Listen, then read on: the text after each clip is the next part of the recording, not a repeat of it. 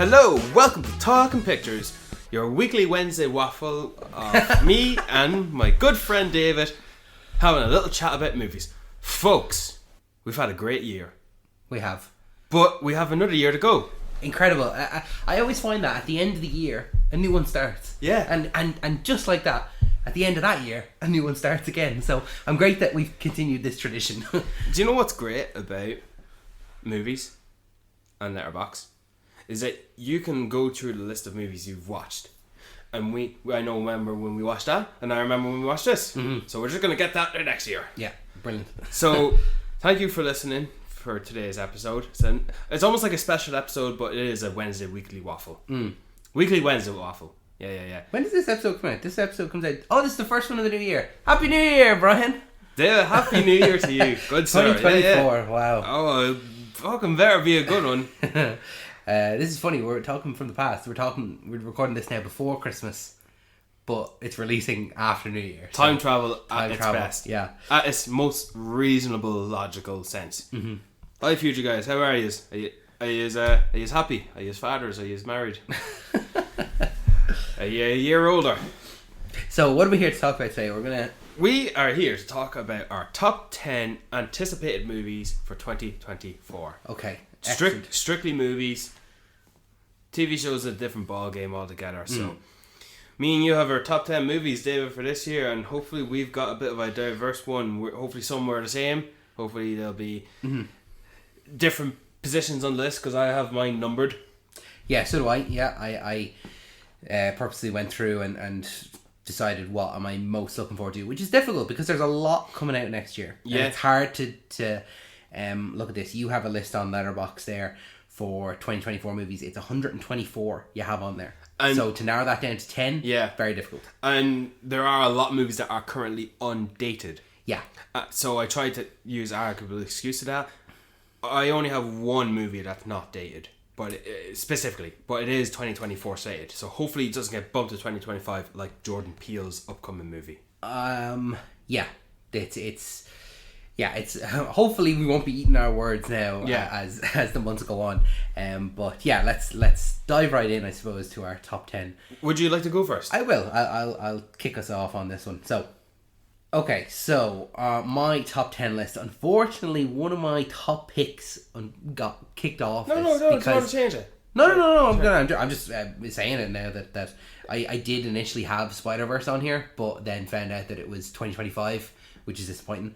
But it's okay. It was close to the top, but we'll have to just look forward to that in the next year. So, in the number 10 spot, probably one you don't have, I have Code 8 Part 2. No, I don't have that. No. So, Code 8 is one that it kind of...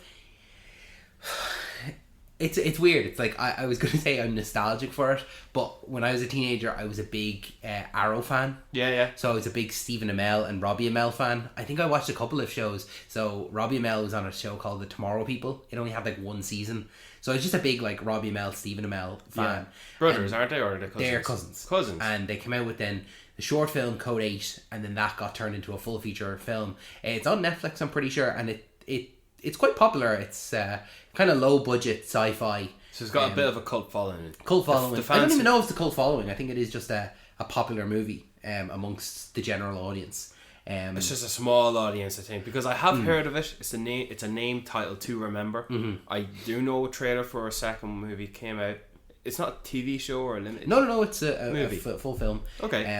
And so I do, just in a way, I feel a little bit nostalgic towards it because I was there following the Amells when they started Arrow, and then seeing that short film, and I remember like seeing on Facebook them like the GoFundMe and all sorts going up. So it does scratch that little bit of a, oh, go on guys, you're doing it, like I feel closer to them than I am. It's nice that you're anticipating a movie because of the actors, but yeah, is it the plot as well you're looking forward to?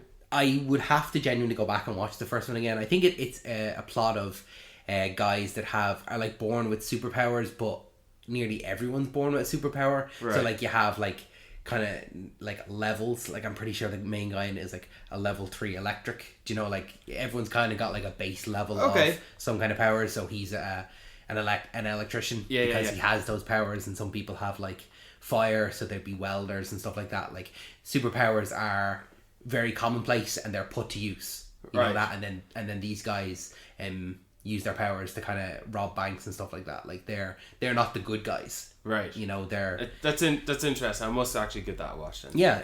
I'd recommend it, and for it being a kind of low budget sci-fi as well. That's what's caught my attention. Low budget yet full of superpowers. The effects. Yeah. I bet it's creatively used. It is. Yeah. From my memory, it is definitely. Right. So then number 9, very recently announced, Saw 11. Have we got a cast yet? No, that's how early it was. I'm pretty sure this was announced last week. Like it was, well, I suppose at recording it was a week ago, but very travel, David. Time travel. Very, very newly announced. So there's no information on it at all. We just know that it's a continuation. It's the 11th installment.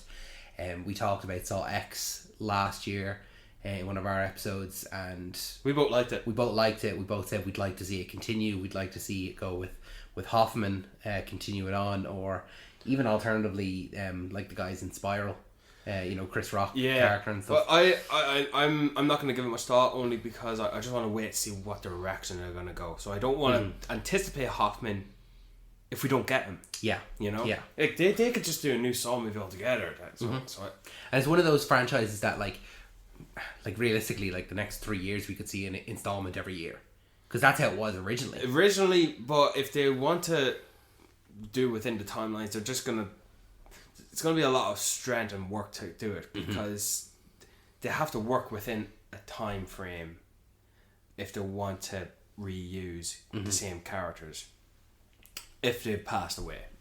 So that's interesting. Hopefully it'll work out well, and hopefully it'll be good. Number 8 on my list, I have Alien Romulus. That's a good choice. Yeah, so it's directed by Fede Alvarez. Yeah. Who did the Evil Dead remake, and he did Don't Breathe. Yeah. I'm just interested to see the next Alien movie. Why? Because I'm asking because I don't know what you thought of Prometheus or what you thought of Alien Covenant, or even what your anticipation for the new Alien series that's coming out. I did not realize there was a series. You did not? No. We can talk about that another time. Okay. But yeah, there's a series separate to this movie. The series is coming from Noah Hawley.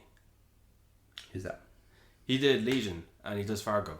Oh, okay. I didn't. Timothy Olyphant's gonna play an android in it. Okay, yeah, yeah, absolutely. And it feels, it's funny to think about that, and still we're getting an Alien Romulus movie, and I do hear Ridley Scott praising it. But good. See, I have high hopes for it, and I have no reason to connect these two things other than they fought each other, and it's the Alien versus Predator in me. Seeing Prey was brilliant. I like Prey more than any other Predator movie. I like the Predator as a character. Yeah. I don't like any of the Predator movies. But Prey, I really, really enjoyed. So I'm just really hoping for Prey of... Yeah, exactly. The Prey of the Alien universe. So I hope... Not that I need the same story or anything like that. I just want a really good, fresh take on Alien. Yeah. And I hope that that's what this is. So going from Alien to a little bit of a lighter choice, I have my number 7, and that is Sonic the Hedgehog 3. I am eagerly awaiting to hear who's going to voice Shadow. That's exactly what I was going to say. Yeah, having Shadow teased at the end of 2, I'm like, excellent, this is a great move. It was this, like, seeing the first one, like I'm sure we all remember the original trailer for Sonic with the terrible CGI, and you know what? Fair play to Paramount. They pulled it. They pulled Sonic, pushed it back 6 months, and changed the CG, and it done really, really well for itself. It was very popular. It was actually quite an enjoyable movie. Yeah. Teasing Tails at the end, and we get that, and then we get Tails and Knuckles in the sequel. It's only natural just to get Knuckles. Because Knuckles is like, he's the next character to bring in after Tails and Sonic, of course. Yeah, it always feels like it's Sonic, Tails, and Knuckles. Yeah. And whenever playing the games or anything like that, I just Yeah. feel like they're a trio. So then the next logical step is Shadow. And isn't there the love interest for Sonic, the pink one? Amy. Yeah. I don't know if she's been announced for it. But Because they had 2 extra introduced in Sonic 2, I think it's fair to have 2 extra introduced into Sonic 3. in that case, then I think we'll get Shadow and we'll get Metal Sonic. I don't think we'll get Metal Sonic. I think we get the Green Sonic one because he's more of a brother to Sonic than... Who? Green? Yeah. I don't know about any green. I'm not a Sonic person. I'm not a Mario person, so I only know this because I looked this up. And, just to anticipate who would be in next. But really, have you got any thoughts who should voice Shadow? Chris Pratt? No, that's a joke. I'm only messing. No, I'll say no. I have no idea, but I'm sure whoever it is, like... I've got 2 suggestions. I could honestly, like, if it was just the guy who voiced them for the video games. Oh, no. Who you got? No, because they got Idris Elba to voice I Knuckles. know, yeah. I don't care they got Shaughnessy, the one who does Tails in the games, to do reprise the role for Tails. But they had to get some names in that movie. They're gonna get a name for Shadow. One option was someone who I thought was confirmed for Knuckles, but wasn't. Jason Momoa. Oh, no. I don't know. Okay, that's fair. I've got another one. Keanu Reeves. Yeah, he could do that. He could carry the cadence of it. Now, Yeah. I don't know what Shadow is supposed to sound like, but does Knuckles sound like that in the games? Sound like Idris Elba. Does it sound like a British Cockney? No, he doesn't. He doesn't sound British. But Idris Elba doesn't play him as British, does he? No. No, but you could hear it's Idris Elba. Yeah. So Knuckles does have a gruff voice, but I could, but Shadows, I could see Keanu Reeves play Shadows. But you see, does the guy who does Sonic in the movie sound like Sonic in the games? Does he? Way, okay, fair enough. So it's interesting to see. Well, of all castings, I'm looking forward to seeing who's going to do the voice of a CGI character. Yeah, you know. Yeah. And I know he's retired, but I would appreciate even a limited supporting role of Jim Carrey as Eggman. Yeah, he's one of the best parts of it. Like, he is. They're family friendly movies, Yeah. and he is one of the best parts of He's it. the Yeah. Enough about Sonic. sorry. On to my next one then. Number 6, I have Challengers. Why Challengers? I don't know. Maybe it's because I really like Zendaya, but just having seen that trailer, I was like, okay, this is interesting. This is something a little bit different. We've got a mature kind of like... It seems like it's a sexualized film about these 3 tennis players and kind of like a throuple and a bit of betrayal and stuff like that. And I'm like, okay, this is interesting. Tennis is not really a major sport that we see very often in film. It seems to be high pressure from the thing. That's obviously going to play a part into the relationships, whether it be, you know, Zendaya's character kind of giving up her career in favor of one of the boys, whether, I don't know if it's a partner or who it's going to be, but it was one of the first to be pushed after the actor strike was announced. So it should have already been released at this point. So I think because of that, it's pushed up my list of most anticipated because I should have seen it already. So do you know what I mean? What if this wasn't Zendaya in the role? What if it was someone else? I think I'd still be interested in it. Because I know you're a fan of Zendaya. Yeah, I think that she is a draw to it, but she's not like the major, like not the only draw. Yeah. Like it's the 2 fellas now, isn't it? The 2 guys, yeah. I'm almost certain. So it's Luke Guardia, yeah, and he did Call Me by Your Name. So if it's in like, and Call Me by Your Name was great. I don't know if you've seen it with Timothée Chalamet and what was his one before that? He's done Suspiria. He did Bones and All there last year. We didn't see that. I'd seen it. Oh, you saw it. It's the one he did before Call Me by Your Name, or am I wrong in thinking that? A Bigger Splash, is it? Oh no, maybe Call Me by Your Name is the first one I knew him from. Anyway, that's it. Oh, it's interesting. Good to give the shout out. We do have it in our calendar. We do. Yeah. Hopefully, it's worth the talk. Absolutely. Next one then. So entering the top 5 now for me. Number 5, I have Gladiator 2 from big boy Ridley Scott, starring big boy Paul Mescal. Well, if you're on the fence of Ridley Scott being hit or miss, why this? Because I think Ridley Scott is hit or miss when he isn't doing his bread and butter. And I think his bread and butter are big historical set pieces. If it's not science fiction, it's a sword and sandal horse type of movie. Yeah. I think that this when you see the trailers for Gladiator 2, you will see from the director of Gladiator, Napoleon, Alien.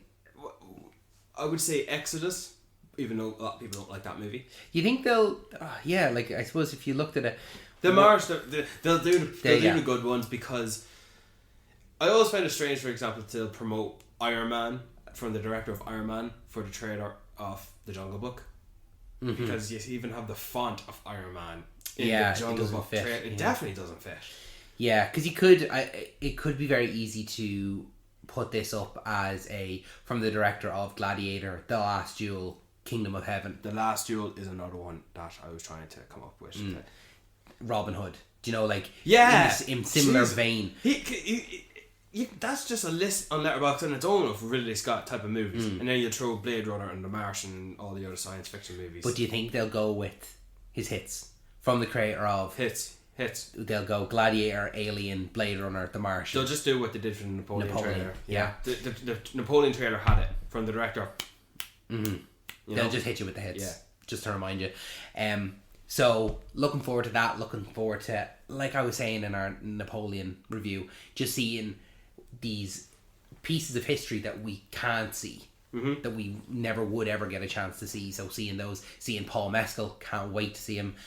Disappointing Barry Keoghan's not in it anymore. That's, I think, the reason why it's number 5 and not higher. Yeah, I think if Barry Keoghan was in it, Pedro Pascal and Denzel Washington. So it's interesting to see these sort of cast of characters. I wouldn't have expected Pedro Pascal to be in this movie. And you should expect Denzel Washington, but you still didn't expect, because it's almost like he's too good for it. Maybe that's not the right word, but it's almost like he's too big for it. Yeah, it's almost like you got Denzel Washington, but just cherry on top Pedro. It's a shame Djimon Hounsou is not returning. Fuck's sake. You're big. Every year I'm a bigger fan of Djimon Hounsou, and when they announced who is going to play Kratos in the God of War show, him. I'm going to compare whoever they get to Djimon Hounsou. We could do an episode on Djimon Hounsou. Yeah, absolutely. Please continue. Next up, we've got number 4. We have Alex Garland's Civil War, which is also a recent entry. A trailer only released there a couple of weeks ago, and I just think that the thing that got me really interested is watching that trailer and seeing a war-torn America. It's not something that you ever see. It's almost like you can see that being a thing right now. Yeah. Like, what kind of American are you? Yeah, absolutely. You can see the social commentary is, it's just cranked up to 10, and at the moment it's at a 6. You know, we could very much be there eventually, but for now, seeing like a war-torn America, seeing the Washington Monument in flames, and seeing crashed helicopters in the middle of the country. Yeah, it's so surreal to see. Like, you've only seen it in, like, a Modern Warfare game or something like that. Maybe The Purge could be a similar example. Yeah, so seeing it as seeing it here now in kind of the most realistic way, I suppose. Yeah, is going to be interesting. It's from Alex Garland, who similarly can be quite hit or miss. Ex Machina, great. Annihilation, Men. I know you fucking hated Men. That's why it's funny, because I knew he was doing this movie and I was like, whatever. And then the trailer comes out, okay.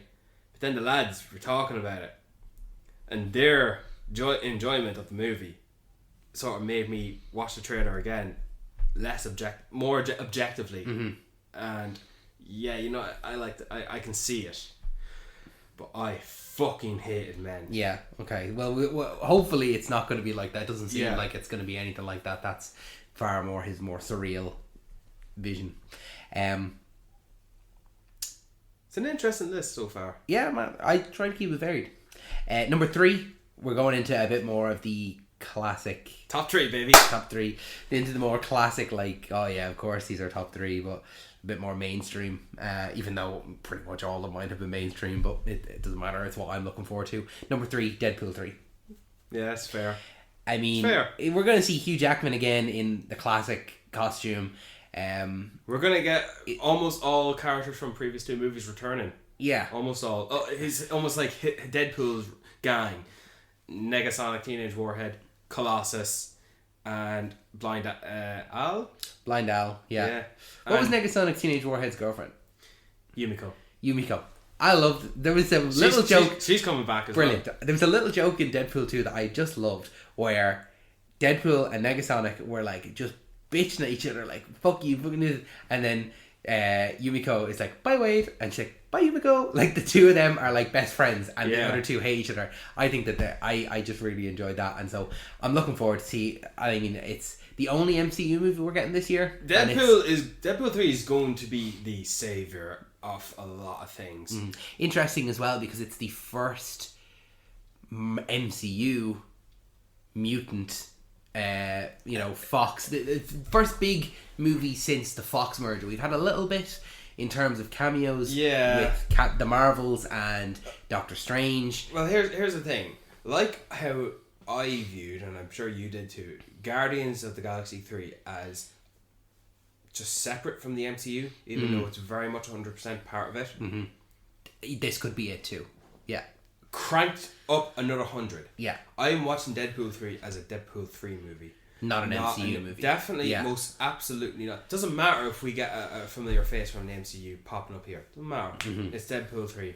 Don't care. Right? The MCU needs to fix itself, and by it being the only MCU film for 2024, Yeah. it should. It Hopefully, needs, we'll get a nice Yeah. big breath of fresh air, like, honestly, break. Yeah. it needs to be the best one because they are bringing back Hugh Jackman as Wolverine in Yeah. the classic. You don't want to waste that opportunity. Yeah. Yeah.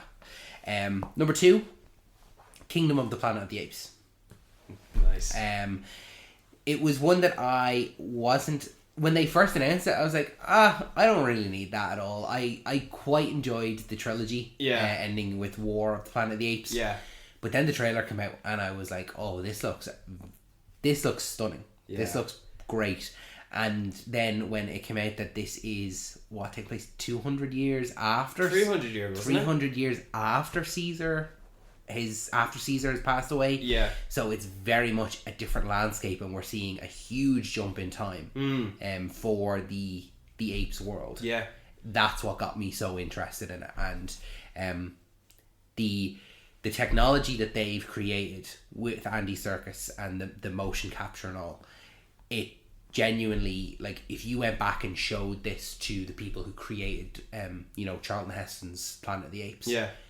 they'd be like, oh my god, this actually happened, this is real. Like, there's no way that you could show this to someone and them think that it was CGI, because Yeah. what even is CGI? Like, it's Computer generated graphics. I know, yeah, but like for them it's like, this looks so real, it can't be anything other than real. Do you know what I mean? Yeah. So I'm really looking forward to that. And then my number 1 spot, Dune Part 2. Had to be. It's the movie that I was the most disappointed by when it got pushed with the actors' strike. It was devastating. It was my most anticipated movie probably for this year, and so as a consequence, because it's moved to next year, it's my most anticipated for next year. Did you watch the 3rd trailer? No, I haven't either. because I've seen enough now. Yeah. I already know I'm going to see the movie, and I don't want to now see more stuff of it And expect to on see a it in the smaller movie. screen. Yeah, I'm going yeah. to be thinking about it, what I've seen. So I just want to see, and I think that it's another actor that we could do a deep dive on in his variety of roles is Timothée Chalamet. To have him go from talking about him there a couple of weeks ago in Wonka, where he's running around Singing along, dancing with Oompa Loompas, all this stuff. There's that clip from the trailer where he's, the huge speech to the long live the fighters. Long live the fighters. In a certain language, friendly language. When he's shouting like, "I am Paul Muad'Dib Atreides," Duke of Arrakis, and I'm like, oh man, he is. I'm really looking forward to just seeing his transformation into that again. What? And do you remember in the first movie when that scene where he's in the room and it's all like Jason Momoa, Javier Bardem, Oscar Isaac, and Josh Brolin, and Timothy Chalamet's still in the corner now. Yeah, but now he is front and center in this movie. Like all those men are supporting him, and he is the man in the room. Yeah, think about this movie. This is like, I could see the top 4 actors on a Jimmy Kimmel show being Timothy Chalamet, Zendaya, Florence Pugh, and Austin Butler. Yeah, because they're the young, vibrant. Whereas you might get a separate one because now it feels like Rebecca Ferguson, Javier Bardem, Dave Bautista, and Josh Brolin are like the supporters. And still, what a cast! You're missing Jason Momoa and Oscar Isaac, but still, what a cast! Yeah, and introducing Christopher Waltz. Yeah, Christopher Walken. What did I say? Christopher Walken. You said Christopher Walken. Christopher Walken, sorry. Christopher Walken. Leia Seydoux. Yeah. She's the French actress. Oh yeah, so it's gonna be a hell of a something. Oh, can't wait for Josh Brolin and Dave Bautista fight. Yeah. You thought in the first Dune movie, imagine if Dave Bautista and Jason Momoa went up against each other, but no, that's not what it's teasing to. It's teasing to Josh Brolin and Dave Bautista. Mm-hmm. Yeah. But Dune Part 2 is not on my top 10 list. Really? Is that because you knew I was going to put it there? Nope. Okay. Well, that concludes my top 10. So you want to launch into yours? Well, the reason I didn't put Dune Part 2 in it is because it was supposed to be a 2023 movie. Okay, so you're not including it in... I'm not including any movie that was pushed. Okay. That had previous release dates, in the sense that they had started marketing it. Okay. So if they released a trailer and then moved it to 2024, that's why Craven's not on this list. Oh yeah, I'm sure that's the reason why Craven's not on this list. Well, even Challengers. Fair enough. Yeah, no, if that's the criteria you've set for yourself. I have set myself that criteria, but I do agree. Nah, I've got my list right here. Hit us with your top 10. Unfortunately, Jordan Peele's movie was pushed out of Christmas next year, so in its place, right? Nosferatu. Okay. Robert Eggers' Nosferatu. You ever see that SpongeBob episode where Squidward and SpongeBob at the night shift in the Krusty Krab, and then it's a bit spooky, the lights flicker on and off, and then their phone rings and there'll be no one there, and then the slinging slasher will be there, and then at the end you see that live action creepy clip of Nosferatu. Nosferatu, yeah, it's... So, we're getting our generation of Nosferatu. Mm-hmm. I do hope it's in the vein of more like The Northman as opposed to The Lighthouse. Yeah. And The Witch.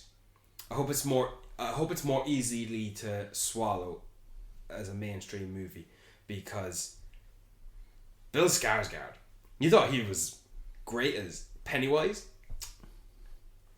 Nosferatu. Mm-hmm. And then you got your classic Lily Rose Depp and Nicholas Hoult. But then you got Aaron Taylor-Johnson and Emma Corrin. You want more? Willem Dafoe is a crazed vampire hunter. Excellent. He's got the bowler hat and the Is he Van Helsing? He's probably playing Van Helsing then, actually. Oh, man. Van Helsing's in the original one. So he's probably... he? Yeah, I'm pretty sure, yeah. Shit. So it's coming out in Christmas next year, so it's a year away. But this was a movie that was almost like not made. Yeah, it's always when are you working on your Nosferatu movie? But it came to a point where it wasn't going to be made, and then all of a sudden. So yeah, number 10, Nosferatu. Number 9, Alien Romulus. Oh, you have it there as well? I have it as number 9. Nice. And I am looking forward to this movie. It's almost like this movie was announced out of nowhere because the TV show was announced first. Mm-hmm. So Alien Romulus, it's it's about a bunch of youngsters. Like they're not in the age range of the first Alien people or the second one or even Alien Covenant. They're young, almost like new recruits, I believe, or young scientists. And it has Kaylee Spanley, who played Priscilla recently. Okay. She's in it. Cool. Isabel Merced. She's going to be Hawkgirl in the new Superman. She's in the Madden Web movie. She's one of those actresses who's got that face who will pop up as part of an ensemble who just hasn't had that proper lead role for herself. You know what I mean? Yeah. She was Dora the Explorer. Okay, yeah. So she just hasn't come into her big role yet to become a household name. Yeah. So it's a real ensemble of a young group, and I am looking forward to it. I'm curious to see what it is, and I just based on the movies I chose, I'm happy to have chosen that. Number 8, If. Okay, yeah. I chose the next Ryan Reynolds movie to come out because it's a collaboration with John Krasinski. The guy who does the Quiet Place movies is doing a movie about a little girl who can communicate to imaginary friends. And I saw a reel of like all the various different type of wacky characters, and it ranges from Steve Carell to Phoebe Waller-Bridge to Matt Damon to Louis Gossett Jr. and on and so forth. And if they say it themselves, and it is true, if it's like it is a live action Pixar movie, and I feel like this movie has got to be what Free Guy was to a lot of other people in America. Because I'm looking at this movie, and it's a real like feel good, happy joy. You know, just a couple of musical numbers, and innocent. But there's just something about the trailer that really brought me, like, I'm smiling with this, and I'm on board with it, and I've got a good feeling about it. It's not one that I was at all anticipating. I know you had mentioned it a few times before the trailer came out, and when I saw the trailer I was like, this is giving Foster's Home for Imaginary Friends vibes, and so it kind of felt for me like derivative of that. Like it felt like it was not a copy of it, but I've seen this before in a different version, and then to be kind of displayed as brand new original film, and I'm like, yeah, but I've seen a lot of these elements before, so I'm just hesitant on it. That's why it's not in my top 10. Well, come on, how popular is Foster's Home Imaginary Friends to people who are not you and me? Yeah, no, fair enough. Yeah, like that is an argument to be made for it. And it is not a blatant, it's concept wise, yes, but I'm expecting good things, and I'll be very disappointed if it's not living up to itself. Number 7, which also had a trailer release, Apes Planet Kingdom. Yeah, okay. And when the movie was announced, I thought, okay, sure, they'll do another one. It's Disney. They'll probably fuck it up. This is the first one now under Disney, because the other ones it was originally Fox. Yeah. So I'm thinking, I honestly had a couple of low expectations, and then I saw the trailer, and I thought, in terms of CGI, I'm not seeing anything new, but it feels like this is the type of Apes movie that the original was, because of how far into the future we are, how feral humans are. Yeah. Willem H. Macy is in this movie. Who's he gonna be? Is he gonna be a feral human, or is he gonna be an ape? And it's interesting to see a character who's taken on this continuation. It's not a reboot, it's a continuation, who doesn't know who Caesar is. Yeah. I think that is class. Caesar, 300 years later. Caesar is who should be the most famous ape amongst apes. He could just be a myth now. Yeah. To some people. Maybe we'll find that he's learning about him over the course of the movie. And you've got the wise orangutan, you've got the very threatening looking gorilla, but you got this real placid chimpanzee who could be sympathetic to humans. And one of the humans is Ciri from The Witcher. Okay, I haven't seen The Witcher now, but Oh, have you not? It looks good, and I could take it or leave it if this venturing into the vein of what the original Planet of the Apes movie was, which was a science fiction. Mm-hmm. I don't see these Planet of the Apes movies, at least this one, as science fiction. How could it be? Mm-hmm. It's just a different thing altogether. It's its own thing. So yeah, it's very loose science fiction. Yeah. So I'm looking forward to that. So number 6, Quiet Place, Day One. Oh yes. Is this one following Cillian Murphy, or is No, this? this is a prequel following Lupita Nyong'o. Okay. Yeah. Okay. Lovely. Yeah. It's her. It's got Joseph Quinn from Stranger Things 4. Like him. Yeah. And it's got, what is that guy's name? He was famous for Hereditary, but he's also in Alex Wolff from The Naked Brothers Band. Yeah.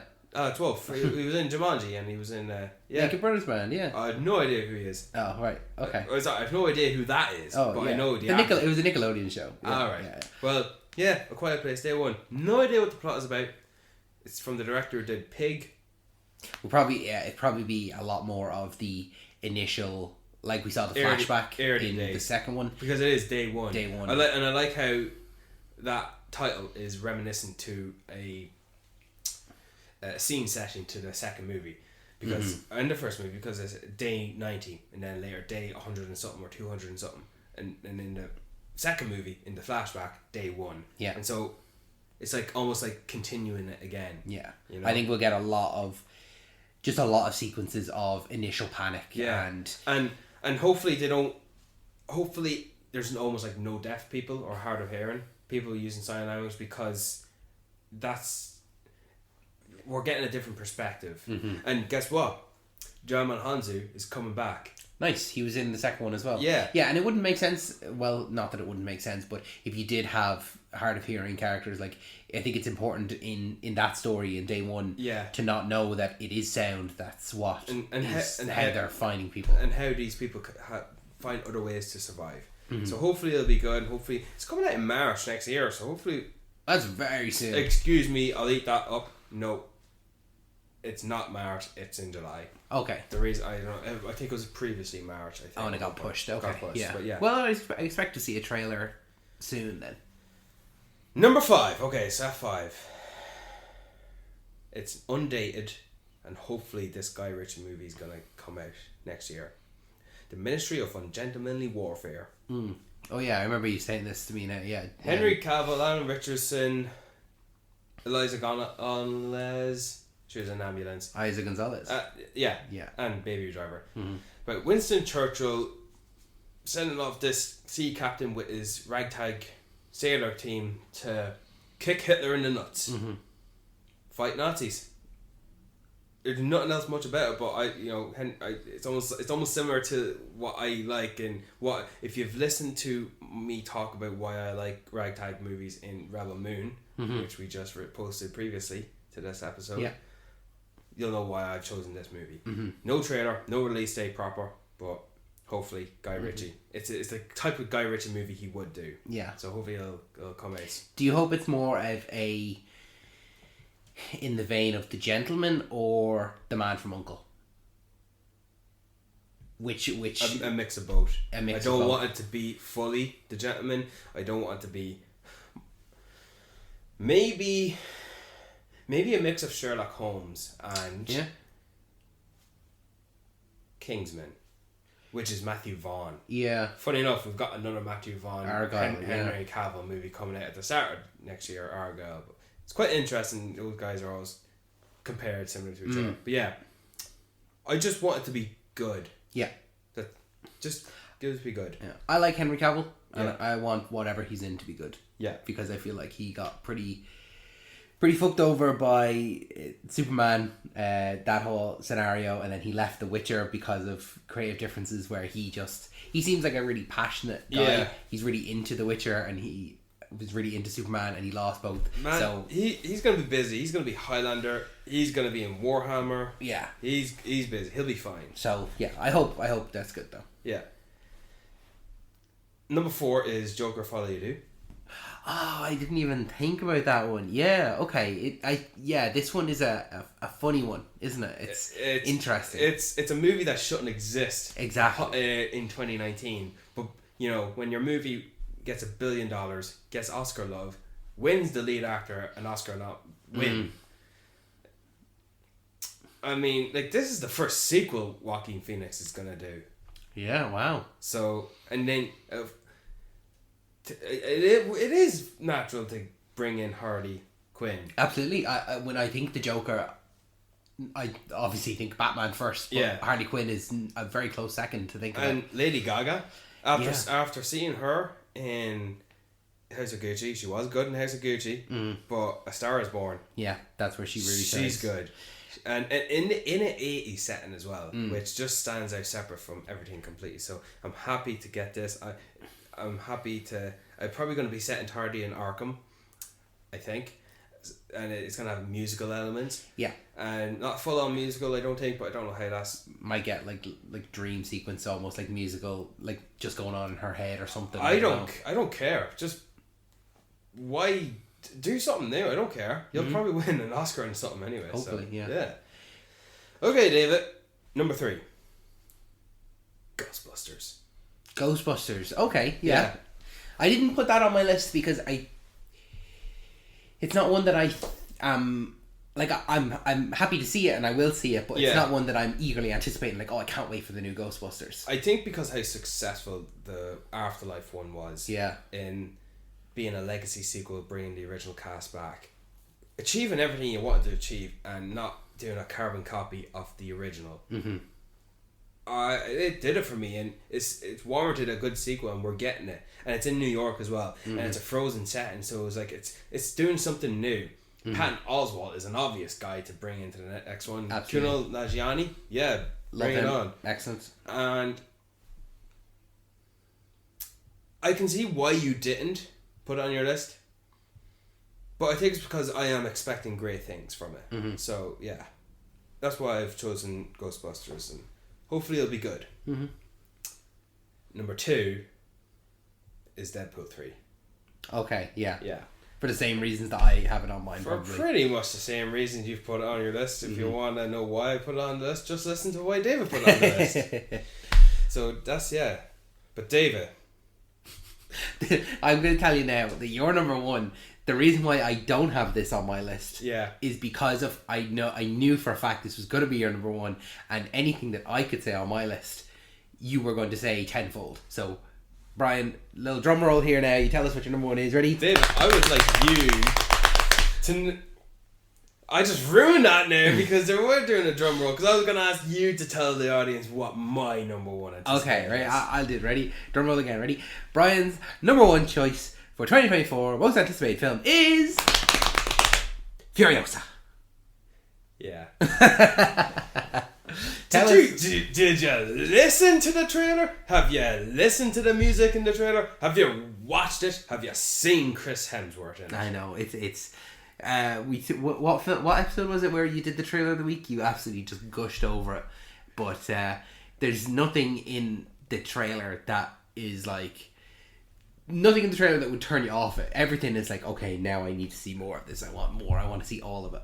As soon as. And the fact that does it have a date yet? I know that it was summer 24. It's coming out the same day as If and Planet of the Apes. Well, I know what you'll be seeing first anyway. There's no chance that either of those two are getting a look in. We'll see what movie is gonna move, but I'm not gonna. If someone that one of our listeners is thinking, really Furiosa, I'm not gonna justify it. Yeah, I know why, and you know why. Yeah, that's all I've got to say about that. Furiosa is my number 1 anticipated movie of 2024 because it has been for nearly 2 years. I think it's been since 2015 when you saw Mad Max Fury Road. Like, if there's ever going to be another movie, it's my most anticipated movie. Yeah, can't wait to see that movie, and it's a shame because when I watch it, I can't unwatch it. That's actually a fun. Yeah, that's sad. Yeah, as soon as I see it, I don't have anything to look forward to anymore. Because Furiosa, no, not Deadpool 3, no, not Dune Part 2, Furiosa. Yeah, no, I mean, no other reason for it. Yeah. Thanks, folks, for listening to this episode of Talking Pictures, the first episode of 2024. If you've got any anticipated movies for yourselves that you're looking forward to, send them in. Maybe we can talk about them. Is there any we didn't pick you wanted us to talk about? Send us in, please. Dave, it's going to be a good year. It is. Lots to look forward to. So much that we didn't even get talking about, like... We only narrowed it down. Undated stuff. Movies, but these are our top 10 movies that we're happy to listen to. Yeah. David, is there any movies that are coming out you think are going to be shit? The complete opposite. Madam Web. Madam Web, I just think, is going to be the next Morbius. Yeah. And there's no way that it won't be. For me, it's a movie that was likely going to be in my top 10 until I saw the trailer. Godzilla vs. Kong. Yeah. Sorry, Godzilla X Kong. Yeah. Was it going to be a smutchy kissy now? I'm the same. It would have been in my top 10, and then the trailer came out, and I went, okay, this is now...